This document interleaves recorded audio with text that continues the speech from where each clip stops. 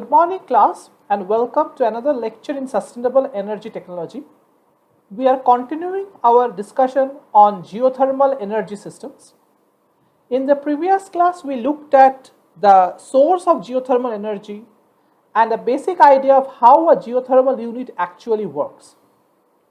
Today we will discuss different types of geothermal power systems that have been designed to extract electrical and thermal energy from geothermal reservoirs. As we discussed in the last class, we are getting geothermal fluid by drilling to an underground aquifer that has been heated due to the presence of hot magmatic rocks close to the ground. And when this geothermal fluid is extracted, depending on the amount, the extent of it has been heated up in the aquifer, it can convert into a two-phase liquid containing steam and water. And the temperature of this two-phase geothermal fluid determines the kind of utilization system that is being used to generate electricity out of it. The simplest type of geothermal electricity generation unit is called the dry steam unit. It is used for the most high quality but usually rarer geothermal resource where the brine in the aquifers is at a temperature of 200 to 280 degrees centigrade. So this is a relatively an extremely high temperature geothermal fluid. As this brine flows up to the wellhead, its static pressure drops and it converts almost entirely to steam at the geothermal wellhead. So what we are getting on the ground when this fluid is extracted is almost pure steam with no liquid component in it. So this steam is carried by pipelines to the power plant, which is called the dry steam unit, and is directly used to drive the steam turbine to generate power. So for example, in a coal power plant, what you do is you use coal to vaporize pressurized water into pressurized steam, and this steam is going to the power to the turbine, and where it is expanded and where it converts the part of its energy, which we call enthalpy, into electricity. Here the steam is coming directly from the geothermal reservoir at the wellhead and it is piped to your turbine, where again you have a generic steam turbine system which utilizes the energy or enthalpy of this steam and generates electric power. Here is a diagram of such a dry steam unit. Here is the geothermally supplied steam that is coming from the well. We have a centrifugal separator which kind of separates out any impurities that are present in the steam. Remember, it's a fluid which it may contain salts and other things mixed with the steam. So those salt things are eliminated in the separator unit. Then it goes to the turbine where it expands and cools and transmits the energy to the generator where it is used to generate electricity. The expanded and cooled liquid, primarily cooled steam, is going into a condenser where it cools further and becomes liquid. This liquid is pressurized, cooled further, and is sent back into the aquifer through the reinjection well. Okay.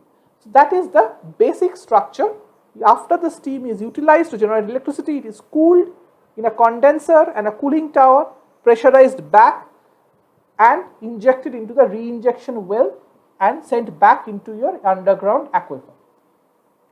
The total work output, the total electrical energy that you are getting out of this system in, say, watts, if we call that as W dot actual, the actual work generated, is equal to the mass flow rate of this steam, enthalpy of steam at the inlet of the turbine minus enthalpy of the expanded steam at the turbine outlet. So this is the energy that is being extracted from the steam and this is the efficiency of the generator. So this is the net electrical work output from the system. Next you have the flashed steam power plant. Okay. So here the This type of flash steam power plants are far more common in geothermal electricity generation plants because these are usually deal with geothermal fluids whose temperatures are lower than 200 degrees centigrade. So the temperature of the geothermal fluid is around between 160 to 200 usually, and which is too low for full conversion to steam at the wellhead. Okay. So instead what you get is a two-phase fluid with partly steam and partly water. Okay. So what is done here is a flashing unit is there at the entrance of your steam turbine system, where the geothermal fluid undergoes a rapid drop in pressure so that it converts more of its mass content into steam through a constant energy process or constant enthalpy process. So what is going on is there is a flashing chamber here where the pressure of the geothermal fluid decreases very quickly under isenthalpic conditions. As the pressure drops, more of that geothermal fluid is converted into vapor or steam, and the steam itself is sent into the turbine system. Whereas the rest of the geothermal fluid, which has not converted into steam, that is hence is still in the liquid, is collected from the bottom of this flashing chamber. So this flashing chamber is useful because it helps to convert more of the fluid into steam so that it can be used in the steam turbine using the usual means. So this steam goes into a dryer again, then goes into the steam turbine where it is expanded and cooled, and that energy is used to generate electricity. This cooled steam is further cooled in a condenser, pressurized in the pump, and then re-injected with the liquid coming out of the flashing chamber and when goes into the re-injection well. Okay. Around, even with the flashing chamber, about 10 to 20% of the geothermal fluid only is converted to steam and passed through the turbine. Okay, so only a little bit of the geothermal fluid is actually being utilized in this process despite the presence of the flashing chamber. Hence, the power output is usually lower. The actual power output is m dot into x. X is the fraction of geothermal fluid converted to steam in your flashing unit. Okay, into inlet enthalpy of the steam here minus outlet enthalpy of the steam at the turbine exit into the efficiency of the generator. So this x fraction is usually around 0.2. So the actual work is significantly lower than the dry steam unit.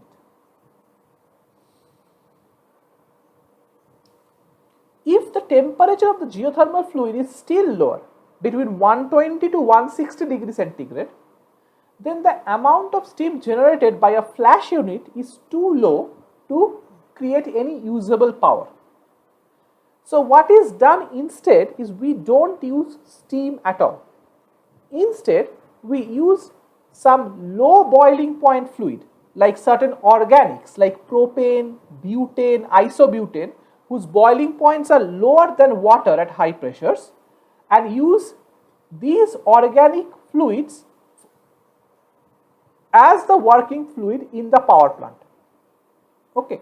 So we are not using geothermal fluid, we are not using the water coming from the geothermal reservoir. Instead, we are using a low boiling point organic fluid which can convert completely into vapor at these low temperatures, and hence can be fully utilized in the steam turbine unit. Okay. So the purpose of the geothermal fluid is flows through a heat exchanger where the heat from this geothermal fluid goes into your organic liquid, which is converted into organic vapor at the exit. So hot geothermal fluid is sourced from the production well, goes into the heat exchanger where heat is extracted from this hot geothermal fluid by the organic fluid like propane or butane that is actually cycling through your power plant. This heat is used to vaporize the organic fluid from liquid phase to gas phase. The process cools the geothermal fluid, and the cold geothermal fluid is re-injected back into the re-injection well. Now within the power plant, what is happening is the organic fluid coming from this side gets heated up in contact with the geothermal fluid, converts into vapor, and this vapor is going into your turbine is getting expanded, generating electricity, and then condensed back into liquid, and the cycle is continued. Okay.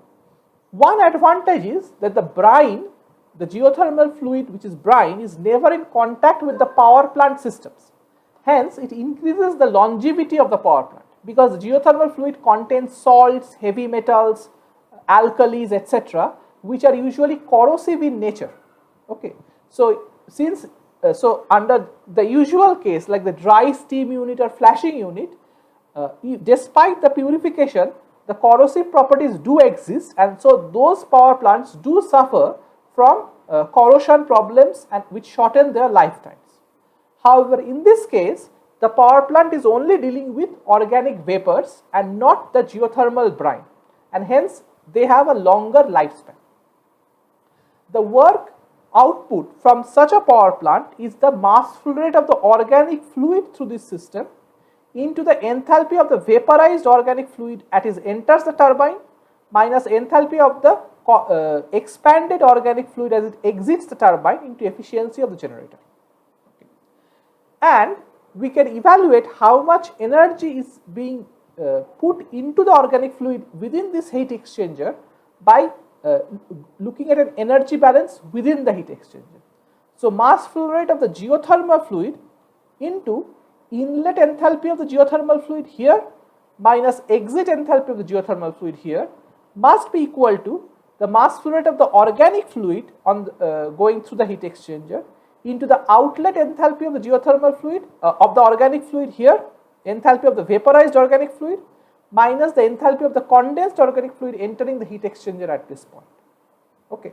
So, enthalpy of the hot geothermal fluid minus enthalpy of the cold geothermal fluid must equal to the enthalpy of the hot exiting organic vapor minus enthalpy of the cold condensed organic vapor entering the heat exchanger. Okay. So, this mass balance, if you know the initial energy content and flow rate of the geothermal fluid, and you know this right hand side, then you can evaluate these values and get the values here. Okay.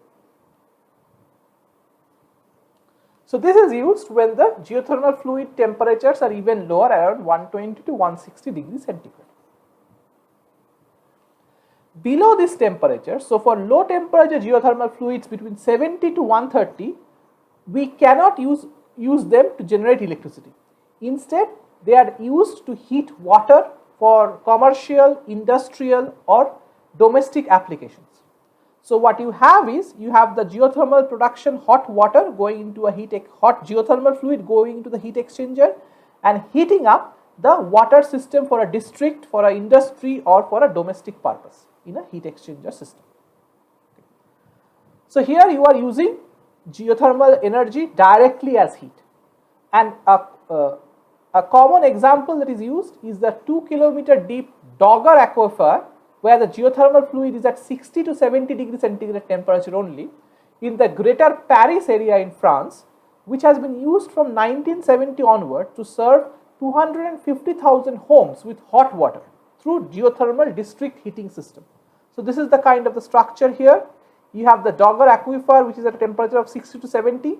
It is going into this heat exchanger. The domestic water supply is flowing on the outer side and the geothermal fluid is flowing through pipes inside. The water is getting heated and the hot water is sent to the apartments for their domestic water heating needs. So, that is the system that is being used here.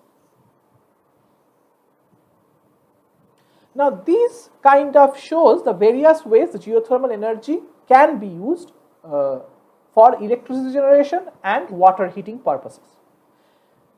There is a technology which is actually unrelated to geothermal energy, but is still discussed in this context because it is using the ground as a source of energy and as a sink of energy to improve the efficiency of heating and air conditioning systems. So, the idea, the system is called a ground source heat pump. So, typically if you see in cold climates here, when we use, when the temperature gets too cold, we use heaters, electrical resistance heaters. But instead, one more efficient way of heating up a building is using heat pumps. And heat pump is basically an air conditioner in reverse. Okay, and now many air conditioners also you will see has a heating function to it, where basically what is happening is the cycle of the air conditioner is reversed, so that it is extracting heat from the cold environment outside and dumping this heat inside the room in winter to keep the room hot. What does a typical air conditioner do? A typical air conditioner basically extracts heat from the cold interior and dumps the heat into the hot exterior during summer, so that your room remains cold. Okay, and it consumes work during the process. All right, the work is consumed because typically the direction of heat transfer is from the hot source to the cold source. But an air conditioner basically transmits heat from the cold source, cold region, to the hotter region, keeping the colder region cold. And that's why it requires excess work to do that, because it's not a spontaneous process. A heat pump is an air conditioner running in reverse, where it is extracting heat from the cold source, which is the environment now, and dumping heat to the hot source, which is your room now. Okay, so it's basically the opposite direction during the winter months.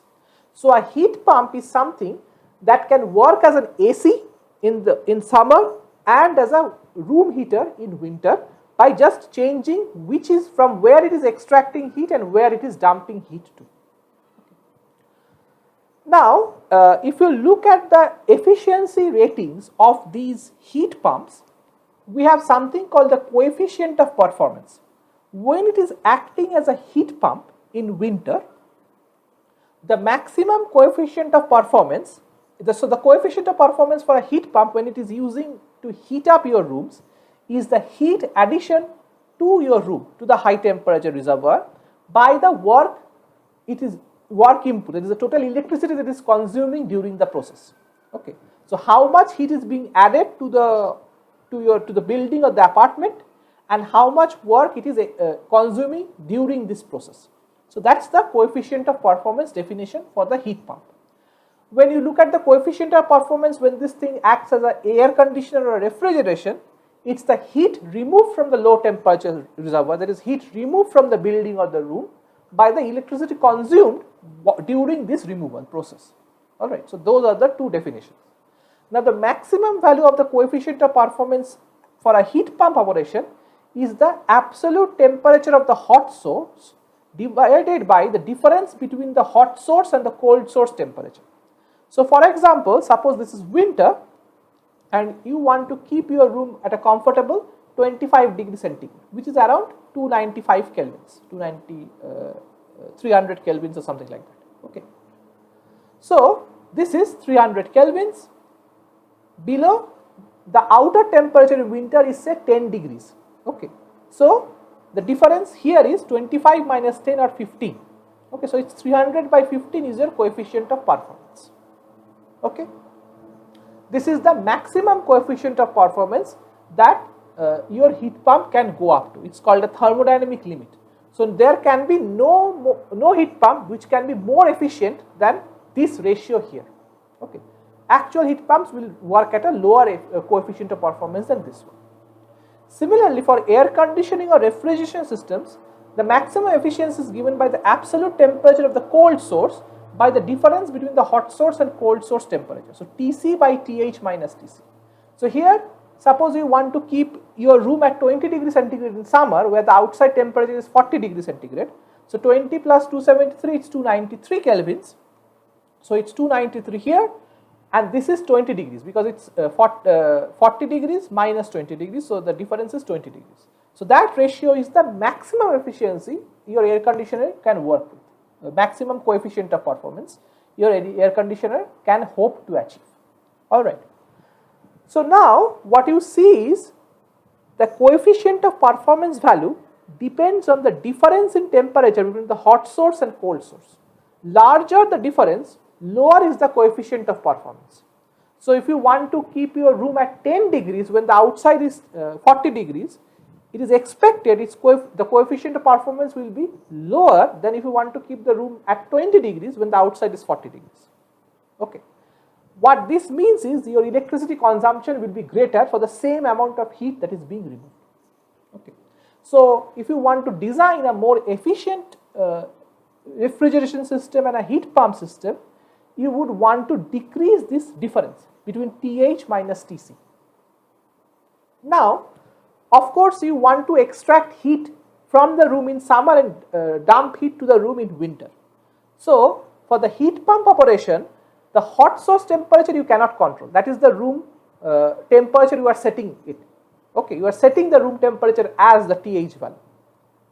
TC is the air temperature, which also you cannot control. It's winter, so it will change with the weather. However, it is possible for you to not use the outer air as the environment from which you are extracting heat from. Suppose instead of air, you use the ground underneath. Okay, so instead of the air conditioner connected to the air outside, it is connected to an underground location. Now, what is the advantage? If you go 2 to 10 meters below the surface, because the surface is made up of insulating rocks, sand, gravel, etc., it is not significantly affected by the temperature changes of air outside. So, if you bore a hole, I would say 10 meters deep or 15 meters deep, not a very deep hole, like the geothermal resources, the holes are like 1 kilometer deep or something. This is like 10-15 meters, just in the subsurface. That subsurface remains at a reasonably constant temperature throughout the year and is not affected by the swings in temperature, seasonal swings in temperature over in the air. Okay. So, in winter, while the outer temperature of air may be 5 degrees centigrade, if you drill 2 to 3 meters deep, the temperature goes up to say 15 degree or 20 degrees centigrade. Which is why you will often find in old days, if you want to preserve something, you like food, wine, etc., the ground was used as a cellar or a storehouse. You had an underground room, and that underground room was where you want to store your perishable materials. The reason is the temperature underground is more or less constant throughout the year, which helps you to store perishable items for longer periods. Okay.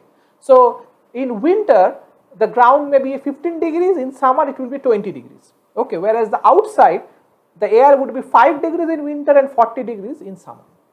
Okay.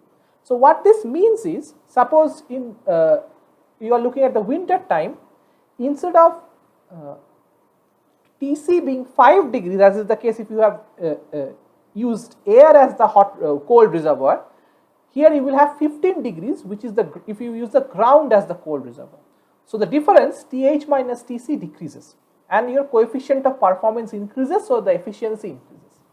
Similarly, in summer, instead of using the air, which is now at 40 degrees as the place where you are dumping heat from the room, if you use the ground as the source where you as a sink of your heat, which is at a 20 degrees centigrade instead of 40 degrees, again this difference decreases, and hence you are able to get higher COP values. Okay. So, this is what the idea of a ground source refrigerant system is. So, ground source heat pumps use the shallow subsurface 2 to 50 meters deep as the source of heat during winter and the sink of heat during summer. The subsurface has a relatively constant temperature throughout the year and hence is hotter than the air during winter and colder than air during summer. Thus, using the subsurface as heat source or sink increases the efficiency and performance of the heat pump, and this is I explained through the mathematics here. Okay. So, this is kind of a efficiency enhancing device. Okay, that's the idea. Now, we will end this section by looking at the sustainability of geothermal energy overall. So, the main sustainability issue is the geothermal fluid, which is a saline brine which contains dissolved salts, minerals and toxic gases like hydrogen sulfide and heavy metals, including radiogenic metals. So, this may pollute the groundwater sources. So careful treatment and management of geothermal fluid is necessary to ensure it does not pollute the environment. Geothermal fluid reinjection techniques are more sustainable and environmental friendly in the long term. Okay. Another sustainability issue with geothermal energy is extremely deep wells and pressurized fuel fluid injection can cause ground instabilities and local subsidence and earthquakes. Basically, you are extracting water from a porous rock. So the rock becomes brittle and less stable as the water gets extracted more and more. Further, you are drilling holes through rocks, so it can induce cracks and cause subsidence issues as well. Hence, careful monitoring of ground and rock formations are needed during the operational lifetime of a geothermal system so that these issues can be identified and remedial measures taken. Remember, geothermal regions are already geologically active and you are further weakening the bedrock through drilling, injecting pressurized fluids, etc. So you have to be careful about these things. Furthermore, hot geothermal fluid is a locally finite resource. So even if you don't re-inject, the aquifer will eventually dry up and the well will close. Even if you re-inject, if the rate of extraction is too large, then the fluid that you are re-injecting does not have enough time to heat up by being in contact with the hot rocks. So what you will see is the temperature of the fluid that you are extracting will slowly start to decrease over the years, which will decrease the efficiency of your systems. Hence, usually we find that geothermal fields have finite operational life. Even though it's a renewable resource, the renewability is kind of slow. So you have to have, if you use it in excess, it will deplete. Okay. So that kind of completes our discussion of geothermal energy. In the next class, we will start in a new section of sustainable energy technology. Thank you for listening and see you in the next class.